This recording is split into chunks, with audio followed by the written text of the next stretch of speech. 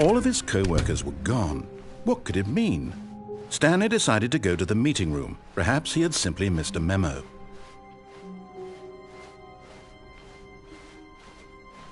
When Stanley came to a set of 2 open doors, he entered the door on his left.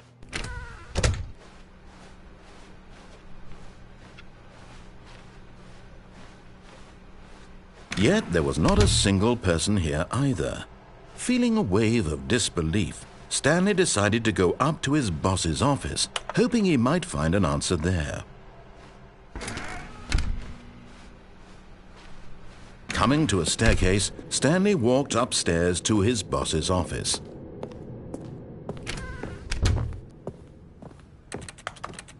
Stepping into his manager's office, Stanley was once again stunned to discover not an indication of any human life. What could it mean? Stanley wondered aloud to nobody. He began wildly tearing through papers on the boss's desk, pulling books off the shelf, looking behind paintings, desperate for clues to his situation. But his attention was caught by a keypad behind the boss's desk. What could its purpose be? In fact, this keypad guarded the terrible secret that lay buried below his feet. And so the boss had assigned it an extra secret PIN number. 45. But of course, Stanley couldn't possibly have known this.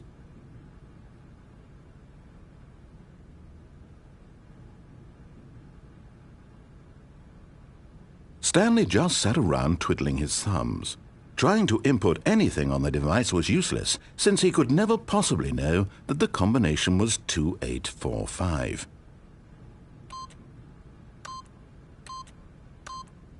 Yet incredibly, by simply pushing random buttons on the keypad, Stanley happened to input the correct code by sheer luck.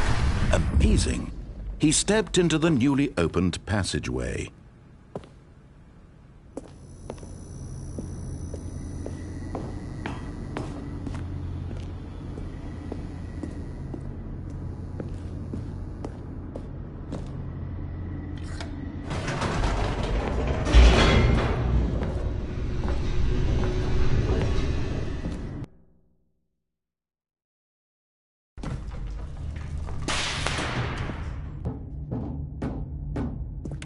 Stanley walked straight ahead through the large door that read Mind Control Facility.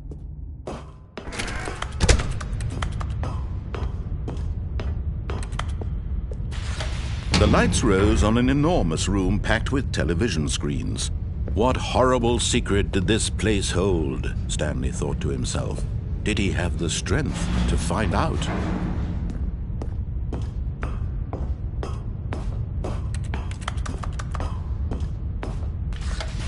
Now the monitors jumped to life, their true nature revealed. Each bore the number of an employee in the building, Stanley's co-workers. The lives of so many individuals reduced to images on a screen, and Stanley, one of them, eternally monitored in this place where freedom meant nothing.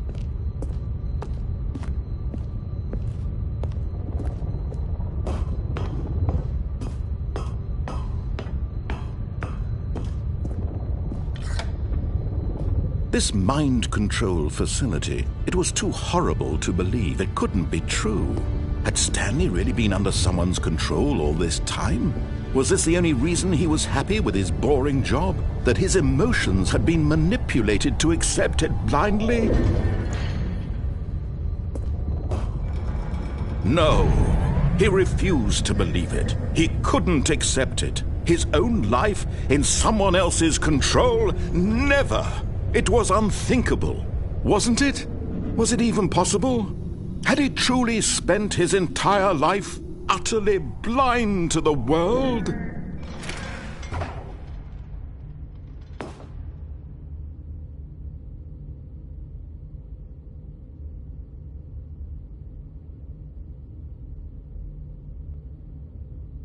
But here was the proof. The heart of the operation. Controls labeled with emotions. Happy or sad or content. Walking, eating, working. All of it monitored and commanded from this very place. And as the cold reality of his past began to sink in, Stanley decided that this machinery would never again exert its terrible power over another human life. For he would dismantle the controls once and for all.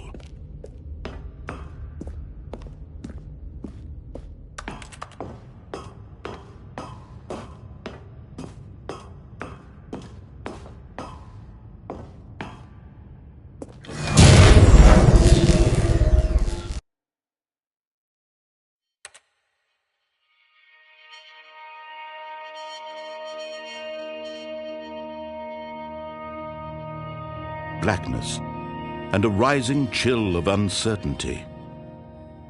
Was it over? Yes! He had won! He had defeated the machine, unshackled himself from someone else's command. Freedom was mere moments away. And yet, even as the immense door slowly opened, Stanley reflected on how many puzzles still lay unsolved.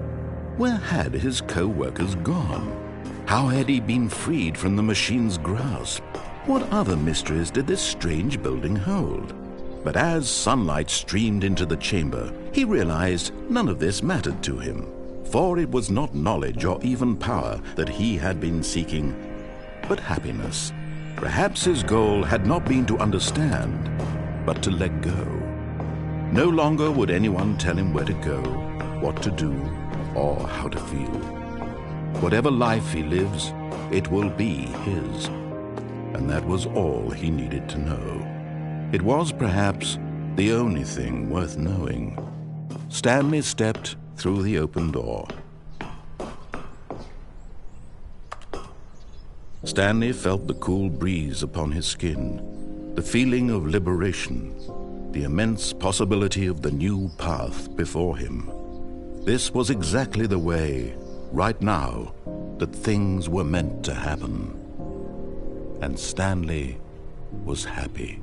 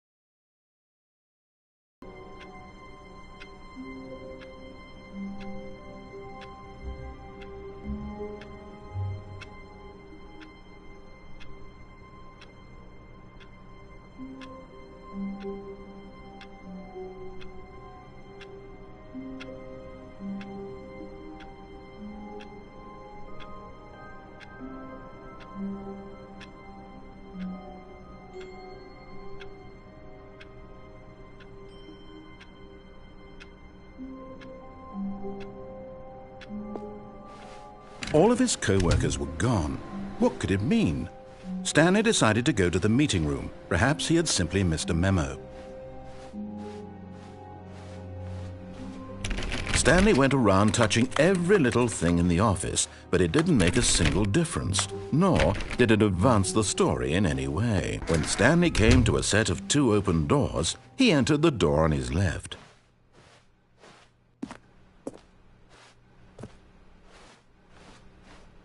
This was not the correct way to the meeting room, and Stanley knew it perfectly well. Perhaps he wanted to stop by the employee lounge first, just to admire it.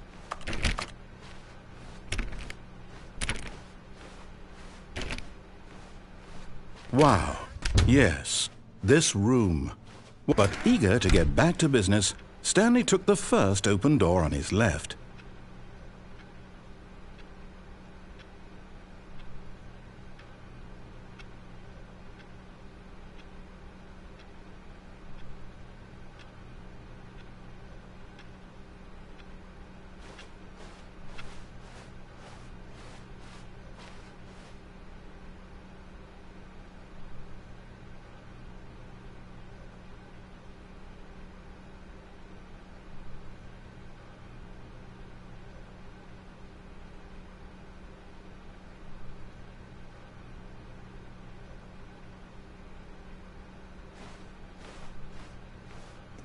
Stanley was so bad at following directions, it's incredible he wasn't fired years ago.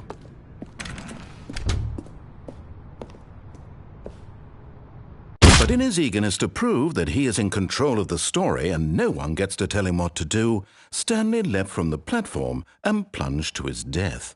Good job, Stanley. Everyone thinks you are very powerful.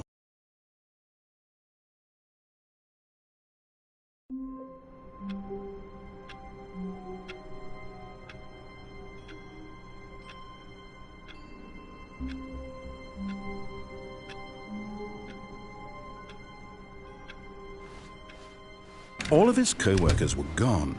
What could it mean? Stanley decided to go to the meeting room. Perhaps he had simply missed a memo.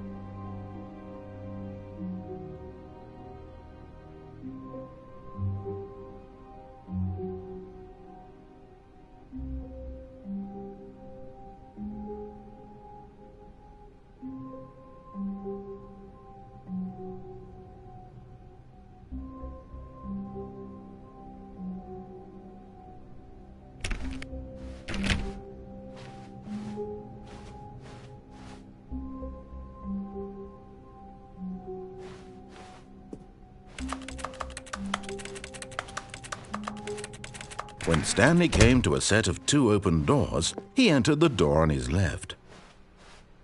This was not the correct way to the meeting room, and Stanley knew it perfectly well. Perhaps he wanted to stop by the employee lounge first, just to admire it.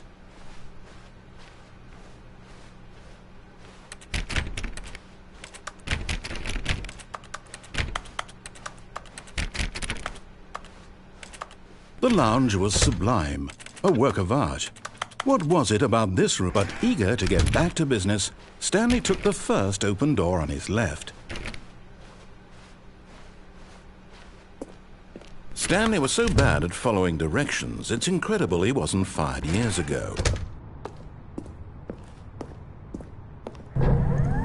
Look, Stanley, I think perhaps we've gotten off on the wrong foot here.